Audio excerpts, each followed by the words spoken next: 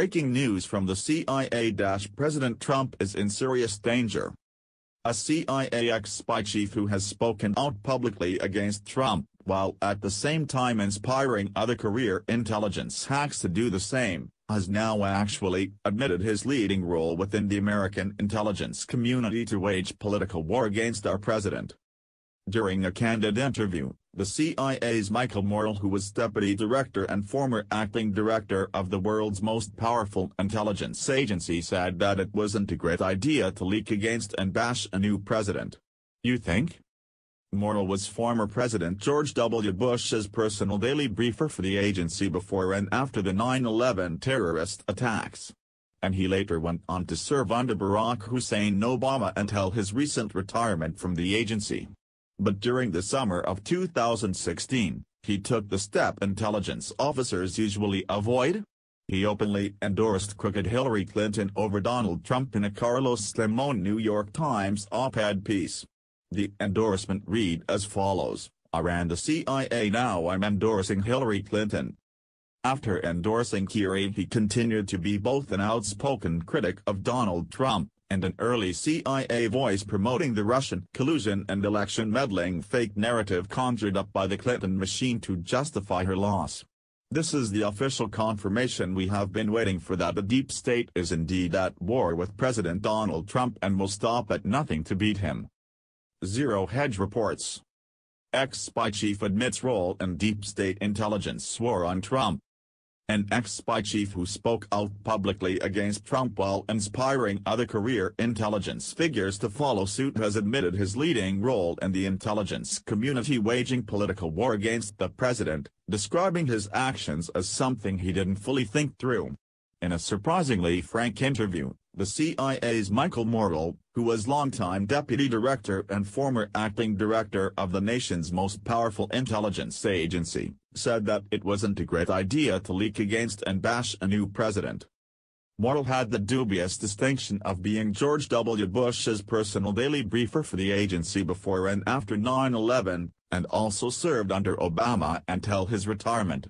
In the summer of 2016 he took the unusual step, for a former intelligence chief, of openly endorsing Hillary Clinton in a New York Times op-ed entitled, "I ran the CIA, now I'm endorsing Hillary Clinton," after which he continued to be both an outspoken critic of Trump and an early CIA voice promoting the Russian collusion and election meddling narrative.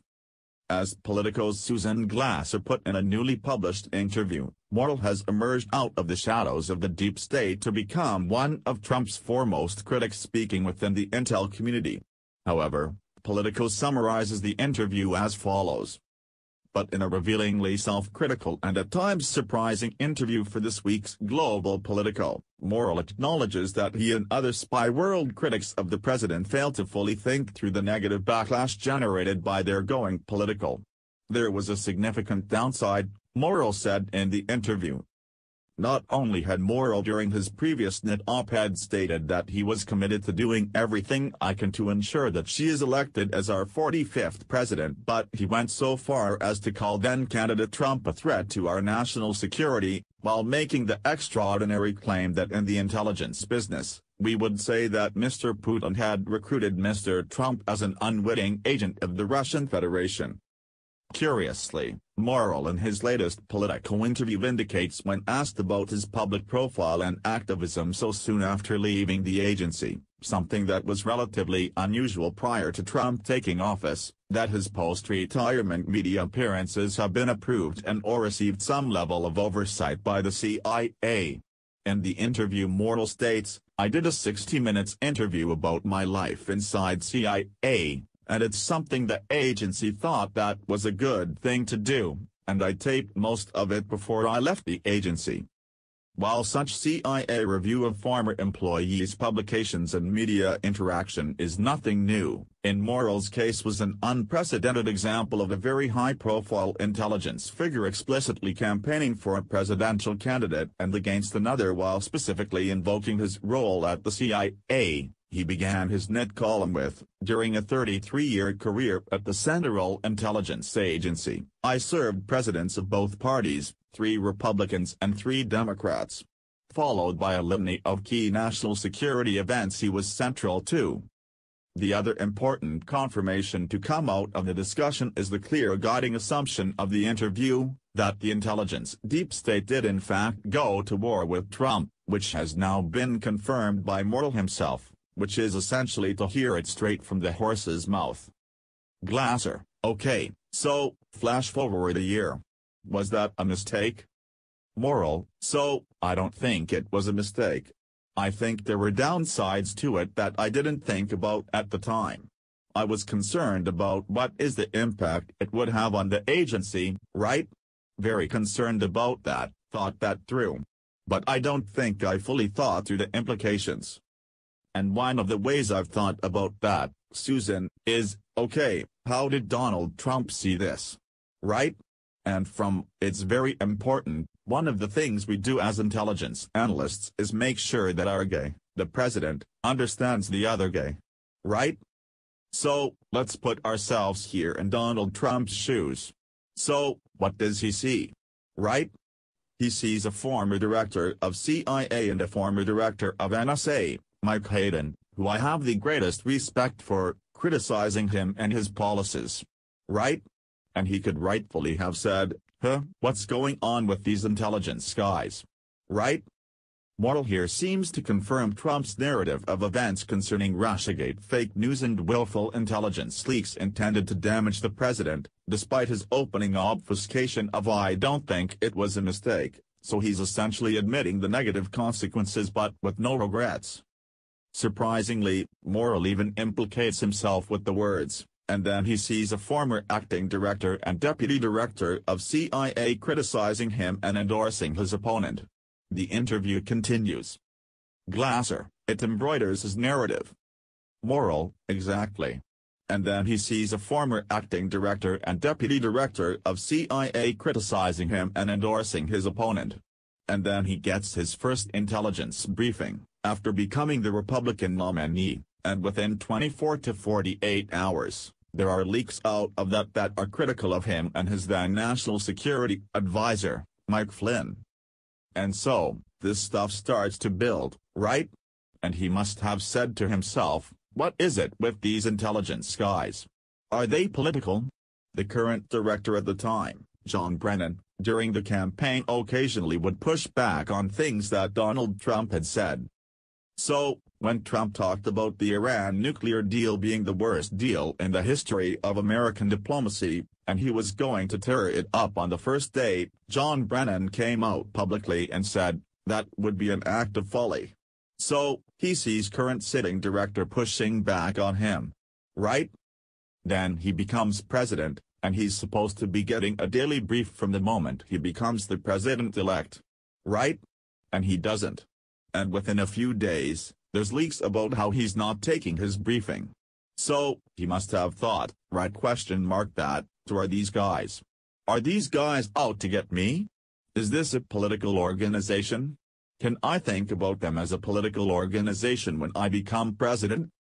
So, I think there was a significant downside to those of us who became political in that moment.